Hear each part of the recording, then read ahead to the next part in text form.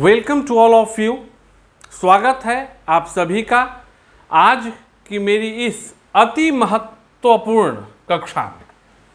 आज आप मेरे साथ रूबरू होने जा रहे हैं भारत से जुड़ी बहुत ही महत्वपूर्ण चर्चा के लिए। जी हाँ, चाहे वो आरआरबी हो, एनटीपीसी हो, पात्रता परीक्षा हो या किसी भी प्रकार की प्रतियोगी परीक्षाएं हो, राष्ट्रीय प्रतीक, अगर आप भारत के विषय में जानते हैं तो आपको राष्ट्रीय प्रतीक के विषय में जानना चाहिए। यह हमारे राष्ट्र से जुड़ी हुई एक बहुत ही महत्वपूर्ण जानकारी होती है, जो कि सामान्यतः कुछ जगहों पर आकर बच्चे अटक जाते हैं।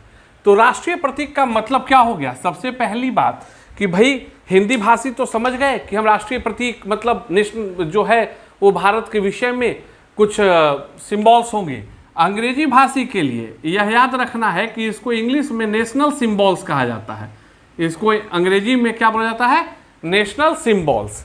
नेशनल सिंबल्स के विषय में चर्चा करेंगे।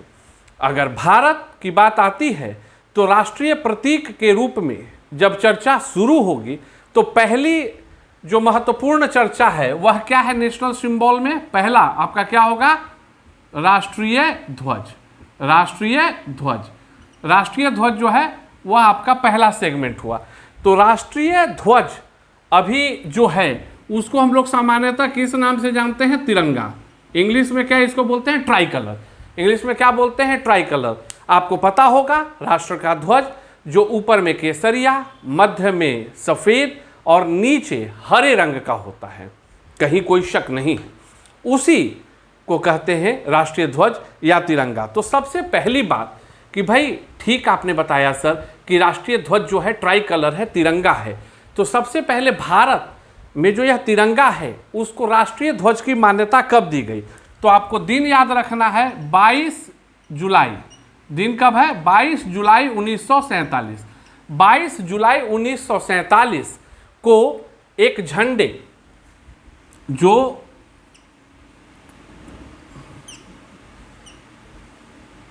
याद रखना है 3:2। इस झंडे का जो अनुपात है वह लंबाई और चौड़ाई का कितना है? 3:2। 3:2। ये चीज आपको याद रखना है कि लंबाई और चौड़ाई का जो अनुपात होता है वह क्या होता है? 3:2। अब इसी में यह झंडा बनता है। यह जो है केसरिया है, यह जो है सफेद है और यह जो है क्या है? हरा है। यही वह झंडा है जिसे हम राष्ट्रीय ध्वज अथवा तिरंगा झंडा कहते हैं। बिल्कुल कॉन्सेप्ट आपके दिमाग में। अब सवाल परीक्षाओं में पूछा जा सकता है कि केसरिया रंग किस चीज का प्रतीक है? हमारे राष्ट्रीय ध्वज में उपस्थित केसरिया रंग किस चीज का प्रतीक है? तो जवाब आपको याद रखना है साहस एवं बलिदान। जो हमारा राष्ट्रीय ध्वज है उसका केसरिया रंग जो सबसे ऊपर का रंग होता है वह साहस और बलिदान का प्रतीक है। सफेद पट्टी जो होती है वह शांति का प्रतीक है, सच्चाई का प्रतीक है, और जो नीचे हरे रंग की पट्टी होती है वह हरियाली अथवा संपन्नता का प्रतीक है। यह 3 रंगों का इतिहास हुआ।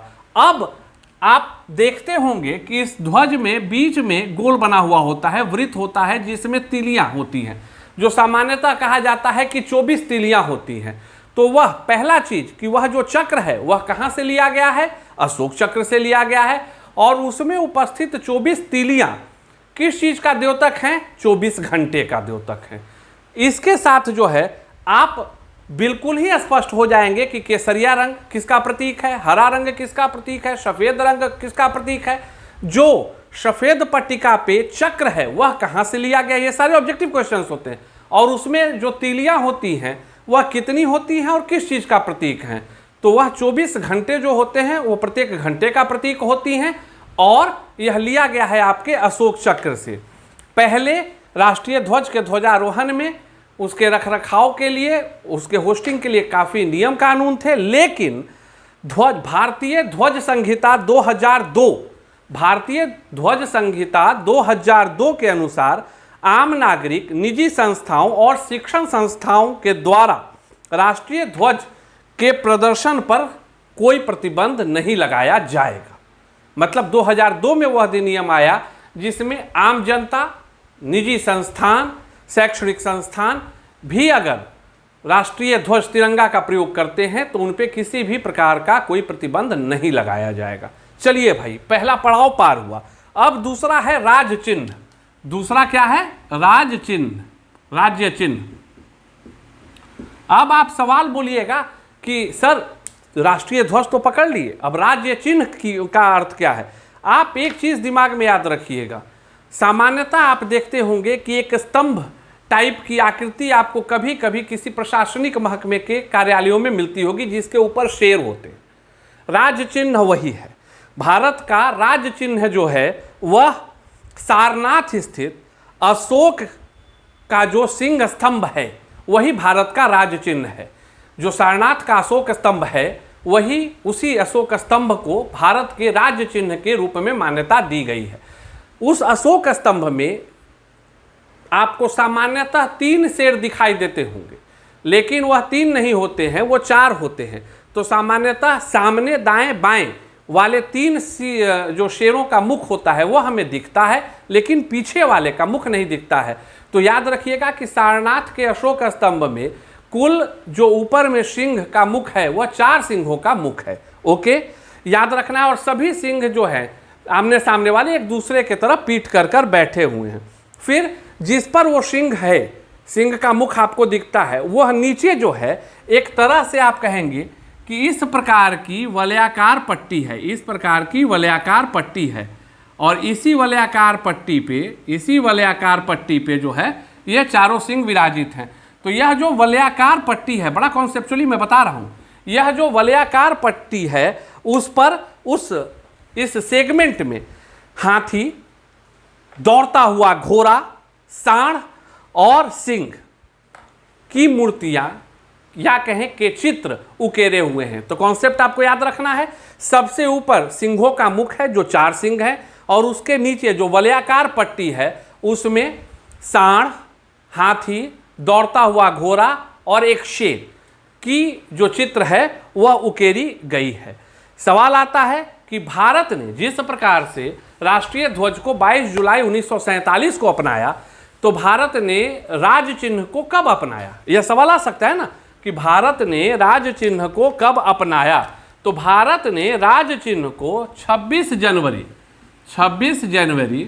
1950 को अपनाया। भारत ने राज्य चिन्ह को कब अपनाया? 26 जनवरी 1950 को अपनाया। चलिए, तिरंगा हो गया, राज्य चिन्ह हो गया। तीसरा क्या आता है इंपॉर्टेंट चीज जो हम लोगों को चर्चा करना है, वह है राष्ट्रगान। यह आपको बताने की तो जरूरत है नहीं। राष्ट्रगान किनके द्वारा लिखा गया? रविंद्रनाथ टैगोर के द्वारा लिखा गया। राष्ट्रगान की पंक्तियां आप जानते हैं। राष्ट्रगान को पूरा करने में कितना समय लगता है? तो 52 सेकंड लगता है। लेकिन एक चीज याद रखिएगा, पूरा राष्ट्रगान को पूरा गाने में हमें 52 सेकंड का समय लगता है, लेकिन जो राष्ट्रगान का संक्षिप्त रूप होता है, यह भी सवाल कहीं कहीं पूछा जाता है कि राष्ट्रगान के संक्षिप्त रूप को गाने में कितना समय लगता है। तो सही जवाब है, जो कि कौन बनेगा करोड़पति में भी पूछा गया है कभी, 20 सेकंड। संक्षिप्त रूप को गाने में 20 सेकंड लगता है और पूरे राष्ट्रगान को गाने में 52 सेकंड का समय लगता है। इस चीज को आपको अपने दिमाग में रखे रहना है। वस्तुतः प्रथम बार इस राष्ट्रगान को 27 दिसंबर 1911, प्रथम बार इस राष्ट्रगान को 27 दिसंबर 1911 को कलकत्ता अधिवेशन में गाया गया था। वस्तुतः जो रविंद्रनाथ टैगोर की यह कृति है यह बंगाली में लिखी गई है, बांग्ला भाषा में है और इसमें 5 पद हैं, लेकिन हम जो हैं वह एक पद को पकड़ते हैं, प्रथम पद। जो उनके 5 पद लिखे गए उसमें जो प्रथम पद है वही हमारा राष्ट्रगान है, जिसको गाने में 52 सेकंड का समय लगता है। अनुभूति राष्ट्रवाद की हो रही है, आपको भी होनी चाहिए। राष्ट्र बढ़ेगा, हम बढ़ेंगे, लेकिन चूंकि कक्षा का दौर है, अन्यथा अगर ऑफलाइन कक्षा होती तो एक बार पुनः हम लोग अपने राष्ट्रभक्ति को प्रदर्शित करते। आगे चलते हैं, राष्ट्रगीत। राष्ट्रगान के बाद क्या हो गया? राष्ट्रगीत। तो इस चीज को आपको याद रखना है कि राष्ट्रगान को 24 जनवरी, राष्ट्रगान को कब अपनाया गया है? 24 जनवरी 1950। ये इंपॉर्टेंट चीज है। राष्ट्रीय ध्वज 22 जुलाई 1947, राज्य चिन्ह 26 जनवरी 1950, राष्ट्रगान 24 जनवरी 1950। अब चौथा है राष्ट्रगीत। राष्ट्रगीत के विषय में आप लोगों को तो डरने की आवश्यकता है नहीं, बंकिम चंद्र चटर्जी के द्वारा गाया गया वंदे मातरम। वंदे मातरम ही हमारा राष्ट्रगीत है और इसे राष्ट्रगान के समान ही दर्जा दिया गया है और यह प्रथम बार 1896 के भारतीय राष्ट्रीय कांग्रेस के अधिवेशन में गाया गया था। याद रखना, यह प्रथम बार 1896 के भारतीय राष्ट्रीय कांग्रेस के अधिवेशन में गाया गया। अब आता है जो महत्वपूर्ण चीज है, राष्ट्रीय पंचांग। राष्ट्रीय पंचांग, तो भैया राष्ट्रीय पंचांग जो है वह ग्रिगोरियन कैलेंडर के साथ साथ देश भर के लिए शक संवत पर आधारित एक रूप राष्ट्रीय पंचांग का निर्माण किया गया, को मान्यता दी गई, जिसका प्रथम माह कौन होता है? चैत होता है। जिसका प्रथम माह कौन होता है? चैत्र होता है। चैत बोलते हैं बिहार उत्तर प्रदेश में, संपूर्ण भारत के लिए इसका उच्चारण चैत्र होगा। तो सामान्यतः यह भी 12 होता है, चैत्र, वैशाख, ज्येष्ठ, आषाढ़, श्रावण, भादो, आश्विन, कार्तिक, अगहन, पौष, माघ, फागुन में होली मनाई जाती है। यही 12 महीने होते हैं, इस चीज को याद रखना है। 22 मार्च 1957 को राष्ट्रीय पंचांग को 22 मार्च 1957 को अपनाया गया और इसको प्रयोग में लाने के लिए सरकार के द्वारा, चूंकि हम लोग तो जनवरी फरवरी वाले लोग हैं ना, न्यू ईयर मनाने वाले लोग हैं, तो उन्होंने इसके प्रचार प्रसार के लिए जो कुछ जगहों पर इसको लागू किया, जहां इसका व्यवहार शुरू हुआ, वह था पहला भारत का राजपत्र, दूसरा आकाशवाणी के समाचार प्रसारण, तीसरा भारत सरकार द्वारा जारी किए गए कैलेंडर और चौथा भारत सरकार द्वारा नागरिकों को संबोधित पत्र। इन पत्रों में राष्ट्रीय पंचांग का उपयोग सुनिश्चित किया गया। अब अगला आता है राष्ट्रीय पशु। अब अगला क्या आता है? राष्ट्रीय पशु। राष्ट्रीय पशु भारत का क्या है? अब ये सब जो भी है ना, सारे ऑब्जेक्टिव ही चल रहे हैं। राष्ट्रीय पशु भारत का क्या है? बाघ है। राष्ट्रीय पशु भारत का क्या है? बाघ है। याद कीजिएगा, सुनिएगा मेरे वीडियो को। बाघ का वैज्ञानिक नाम क्या होता है? Panthera tigris. बाघ का वैज्ञानिक नाम क्या होता है? Panthera tigris.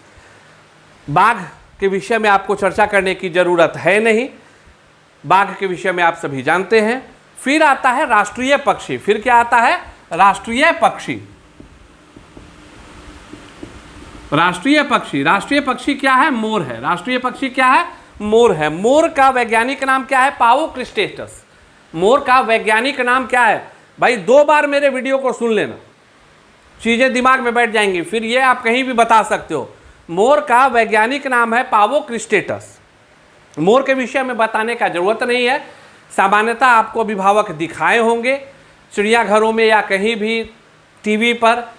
एक सामान्य सी, हम लोग जब विद्यार्थी जीवन में छोटे थे तो कहा जाता था कि जब वर्षा ऋतु आती है तो मोर अपने पंखों को फैलाकर नाचना शुरू कर देता है, और जब मोर अपनी पंखों को फैलाता है तो मोर देखने में बड़ा ही आकर्षक लगता है। फिर आता है भारत के विषय में राष्ट्रीय पुष्प। फिर भारत में क्या आता है? राष्ट्रीय पुष्प। तो ये बताने की जरूरत है, राष्ट्रीय पुष्प क्या है भैया? कमल है। राष्ट्रीय पुष्प क्या है? कमल है। कमल का वैज्ञानिक नाम क्या है? नेलंबो न्यूसिपेरा गार्लेंड। कमल का वैज्ञानिक नाम, बायोलॉजिकल सेगमेंट में भी ये सवाल आपसे पूछे जा सकते हैं। कमल का वैज्ञानिक नाम है नेलंबो न्यूसिपेरा गार्लेंड। सामान्यतः आप सभी के लिए एक सूचना या मेरे तरफ से जो मैं पढ़ता हूं, हम लोग ये जानते हैं ना, बड़ा कॉमन सा सवाल है कि कुतुब मीनार किसने बनाया? जवाब आपको मिलता होगा कि भैया कुतुबुद्दीन ऐबक, इल्तुतमिश, कुछ नाम आने लगते होंगे कि 2-3 लोगों ने मिलकर किसी ने बनाया, किसी ने पूरा किया। भाई मैं इसे इत्तेफाक नहीं रखता हूँ, चूँकि मैं जब शोध करता हूँ, मैं देखता हूँ, तो मुझे एक जगह यह भी जानकारी मिली कि जिस प्रकार से अगर यह कुतुब मीनार है और इसके ऊपर से अगर टॉप व्यू से उसके इमेज को लिया जाए तो वह कमल के पुष्प को जब आप ऊपर से देखते हैं तो वैसा लगता है, जो कि विष्णु जी से संबंधित है। लेकिन पता नहीं मेरी शोध में गलती है या इतिहास को बनाकर बताने में गलती है, जो भी है, लेकिन ऐसा माना नहीं जाता है। तो राष्ट्रीय पुष्प आपका क्या है? कमल है। राष्ट्रीय वृक्ष आपका क्या है? बरगद है। बरगद का वैज्ञानिक नाम क्या है? फाइकस बेगालिंसिस। बरगद का वैज्ञानिक नाम क्या है? फाइकस बेगालिंसिस। यह बरगद का वैज्ञानिक नाम है। और वट वृक्ष पूजा होती है, बताने की जरूरत नहीं है कि भैया बरगद के वृक्ष कैसे होते हैं। ये हम भारतीय हैं और संपूर्ण भारत में वट वृक्ष पूजा की जाती है, जिसमें बरगद के ही पेड़ की पूजा होती है। बरगद और पीपल को माना जाता है कि वह दो ऐसे पेड़ हैं जो बहुतायत क्षमता मात्रा में ऑक्सीजन बनाने की क्षमता रखते हैं। राष्ट्रीय फल क्या है? अब ये बताने का अभी तो जरूरत है नहीं। जिस दौर में मैं वीडियो बना रहा हूँ, आमों का अभी पर्व चल रहा है, आमों का समय है अभी। तो आम जो है भारत के राष्ट्रीय फल हैं, जिनका वैज्ञानिक नाम मैंगीफेरा इंडिका है, जिसका वैज्ञानिक नाम मैंगीफेरा इंडिका है। और यह उष्णकटिबंधीय क्षेत्र में इस फल की पैदावार बहुत ही ज़्यादा होती है। भारत में भी, तमाम भारतवर्ष में सामान्यतः आम जो है लगभग प्रत्येक राज्यों में पाए जाते हैं। और आम विटामिन ए, सी और डी का पोषक होता है। मतलब आम के अंदर विटामिन ए, विटामिन सी और विटामिन डी की मात्रा अच्छी मात्रा पाई जाती है। तो चूंकि हम अभी एक पेंडेमिक कंडीशन से निकले हैं, कोरोना महामारी के रूप में जो था, तो आपसे निवेदन है कि अभी आमों का जो है सीजन है, आमों का मौसम है, तो आप सभी आमों का ज़्यादा से ज़्यादा सेवन करें। चूँकि विटामिन सी और विटामिन डी इसी की तो कमी के कारण कोरोना जो है किसी व्यक्ति पर ज़्यादा प्रभाव डालता है। अब लास्ट में आता है राष्ट्रीय प्रतीक में, सबसे अंतिम में किंतु सबसे महत्वपूर्ण, भारतीय मुद्रा का प्रतीक। भारतीय मुद्रा का प्रतीक पहले तो कोई प्रतीक था नहीं, हम लोग सामान्यतः RS 500 लिखते थे। लेकिन अब भारतीय मुद्रा का एक प्रतीक हो गया, भारतीय मुद्रा का एक प्रतीक हो गया। और यह नतीजा क्या हुआ? यह डॉलर, पौंड के तरह इसके भी एक अपने सिंबल हो गए, जिसको बनाने का, जिसका जो पिक्चर बनाया, जिन्होंने ड्राइंग की, इसको बनाने का जो है श्रेय वो किनको जाता है? डी उदय कुमार 2009 में प्रतीक चिन्ह बनाने के लिए लोगों से सुझाव मांगे गए थे, विचार मांगे गए थे। कुल 3331 इस प्रकार की भिन्न भिन्न प्रकार के सिंबल्स सरकार के पास गए और सरकार ने इसको मान्यता दी कि यही राष्ट्रीय प्रतीक है रुपए का, यही राष्ट्रीय प्रतीक है रुपए का, जिसे आप देवनागरी लिपि में अगर देखेंगे तो देवनागरी लिपि में देखेंगे तो से मिलता जुलता प्रतीत होता है। और अब भारत में सामान्यतः प्रयोग में RS 500 के जगह लोग जो है इसका व्यवहार करना शुरू कर दिए हैं। भारत के जो राष्ट्रीय प्रतीक थे, नेशनल सिंबल्स से थे, उनसे जुड़ी हुई जो आज मैंने जानकारी दी है वो आपको अच्छी लगी होगी। जय हिंद, वंदे मातरम।